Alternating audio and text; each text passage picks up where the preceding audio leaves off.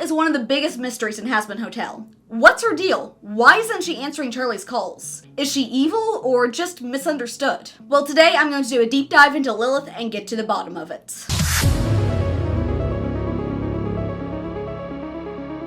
First, let's start with what we know. From the way that Charlie talks about her parents, it's very clear that Lilith is the one she's always been closer to. As of season 1, Lilith has been gone for 7 years, and Charlie doesn't seem to know where she is or why. At the end of the season, it is revealed that she's in heaven, and Luge alludes to her having some kind of deal. Luge tries to order Lilith to go stop Charlie, but according to Sarah, she doesn't have that authority. Lilith has many missed calls and texts from both Charlie and Lucifer. There are resistance posters featuring Lilith that can be seen in the background as well as in the playbill, so she seems to have led some sort of movement. This is also backed up by Charlie talking about Lilith being the voice of the people. According to Vox, this movement involved an uprising against heaven, but Charlie says that is not how she remembers it. And that's it. That's really all we know about Lilith. It isn't much to go off of, and it certainly doesn't paint her in a positive light. But not everything is as it seems. Lilith could have a good reason for not being able to answer her daughter and husband's calls. For all we know, she misses them just as much as they miss her, and it pains her to ignore them. Though, according to Lucifer, she is good at that, and the way he said that, it seemed a little personal. This is a good time for me to admit that while I am trying to remain as objective as possible, I do have an internal bias against a parent who ignores their daughter's calls. So this is going to be a really hard thing for me to forgive Lilith for if she doesn't have a really good explanation. Still, I recognize that my own experiences are not necessarily what's happening here, so I will try to keep an open mind. Right now, Lilith's reason for ignoring these calls is purely speculation. We don't have a lot to go off of here. Maybe cutting off contact with her family was one of the conditions of her deal with heaven. Maybe Lilith is simply aware that heaven is monitoring her communication and she doesn't feel safe talking to them. Maybe she's even in some kind of trouble that she doesn't want to bring them into. Or maybe she's distanced herself from them by choice. For Charlie's sake, I really hope it's not that last one. But let's move into something that we have a little more evidence for: Lilith's resistance movement. My original theory before season 2 was that this movement was in response to the exterminations, but now we know the exterminations only started 7 years ago, around the same time Lilith disappeared. More on that later. So if it wasn't about protesting the exterminations, what was it about? We do get this description from Vox. With her song, she rallied the sinners of hell to attack heaven in an effort to liberate us. But Vox isn't exactly a reliable source. The entire plot of season 2 was him spreading misinformation, so it makes sense that this would just be more of the same. Surely Charlie's description of events is more trustworthy. My mom never wanted violence. She empowered sinners, peaceful protest. But notably, she's the only one making that argument. No one else questions Vox's claims about something that happened only 8 years ago, and presumably most of hell would remember if they'd been led in an uprising, right? You'd think if his story was false, at least Carmilla would point that out. Or maybe Lucifer, since he would definitely know better. But Vox talked about Lilith threatening heaven right in front of him, and he said nothing. It almost seems like hell remembers Lilith's movement the same way Vox does. In which case, maybe Charlie was sheltered from the truth, and that would explain why she has a different understanding of the events. And we do have evidence for Charlie being sheltered. According to the story of hell that she reads, Lilith thrived, empowering demonkind with her voice and songs, and as the numbers of hell grew, so did its power. Threatened by this, heaven made a truly heartless decision. Here, the reason for the exterminations is attributed to heaven being threatened by hell's growing numbers, but that's not the full story. Sarah tells Emily that the reason for the exterminations was because hell was uprising. Clearly, the truth of this uprising was kept from Charlie. I think it's clear that the uprising Sarah talks about and the one Vox talks about are one and the same. After all, this is the uprising that was the cause of the exterminations. The exterminations that started at the same time that Lilith disappeared. It seems that as a result of Lilith's actions, some agreement had to be reached with heaven that involved the exterminations and Lilith leaving hell. So if both hell and heaven seem convinced that Lilith was leading an uprising, does that settle it? Not quite. Because let's look at where heaven got their information. When Vox threatens heaven, Lute says to Sarah, "The threat Adam warned you about is greater than ever." Wait, Adam is their source? Adam, Lilith's ex, who hated that he couldn't control her? Adam, the embodiment of toxic masculinity, who might have felt some sort of way about seeing his ex be a strong, independent woman? Tell me it wouldn't make sense with the way this show is written and the stories it likes to tell, that Adam saw a woman, his ex, with power, and thought it looked like a threat.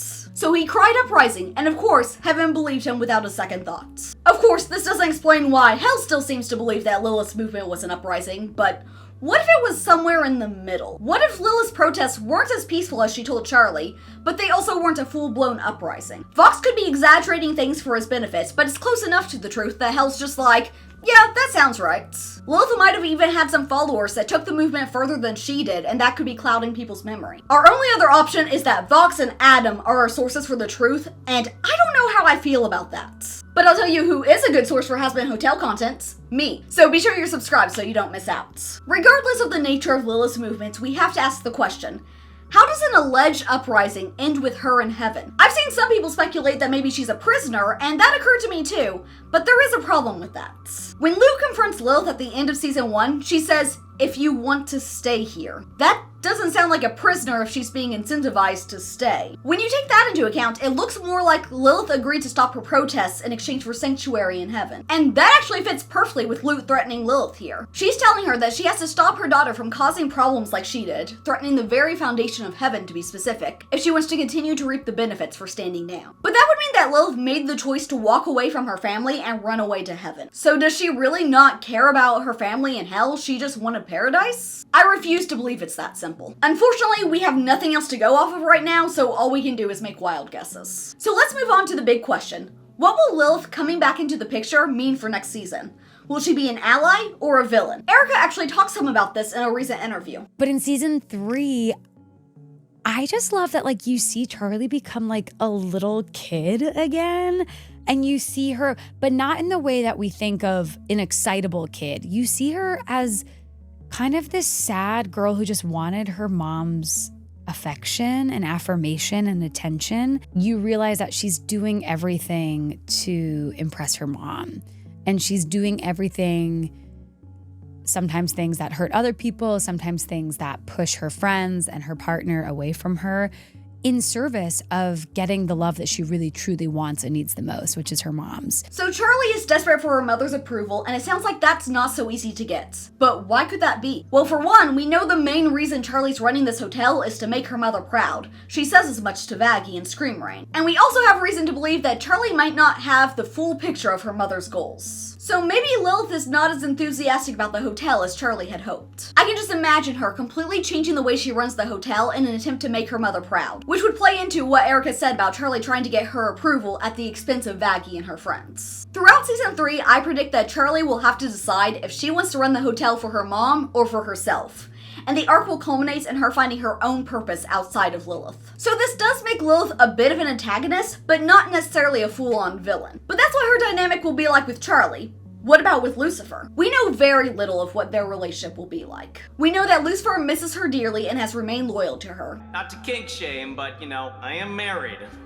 Still, I think. Love how this implies that if he wasn't married, he would go for Vox. Anyway, we also know that Lilith hasn't been answering his calls, which, as we already discussed, there could be a reason for it, and that she's not wearing a wedding ring. There's also Lucifer's response to Charlie's anger, which I've seen many people point out is the kind of reaction you would expect from someone who has a history of being abused. Now, I don't think this is enough to say that Lucifer has definitively been abused by Lilith, but I do think it is something to consider. I think it's safe to say that these two, at least, will have a rough reunion. But to determine where it's going, I think we need to look at one more thing. I find it very interesting that in Charlie's voicemail to Lilith, she felt compelled to say, "He's not that bad," as though trying to convince her. She even goes on to say, "He misses you," like she's backing up her claim with evidence. The fact that Charlie says this at all means that she has at very least complained to Lilith about her father. But the fact that she's actively trying to convince Lilith that he's not that bad means that Lilith either agreed with her or joined in. Either way isn't great, really.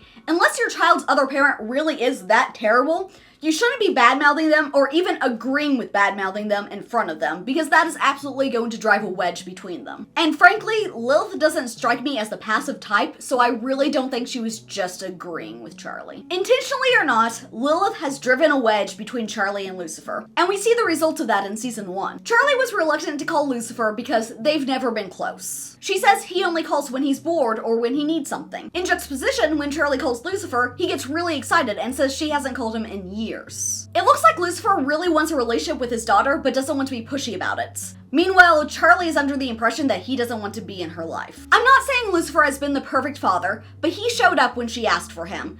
And believe me when I say that is a testament to the kind of father he is. And now I think it would be poetic that since Charlie thought well of her father and poorly of her mother, that she ends up wrong on both counts. It would be a really great parallel with how Charlie's expectations of Lucifer ended up being defied, to have the same thing happen with Lilith, but in reverse. And that, more than anything, is what makes me lean towards Lilith being more on the villain side. Now, I'm not saying that Lilith will be pure evil. Pure evil villains have their place, but a complicated villain is often more fun. I'm proposing a villain who loves hell so much she will do anything for it.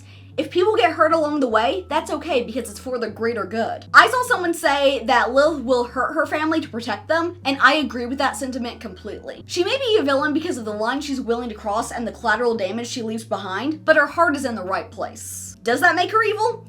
I think that will depend on how far she's willing to go, and that we won't know until next season. Well, that's it for today. Until next time, stay hyper.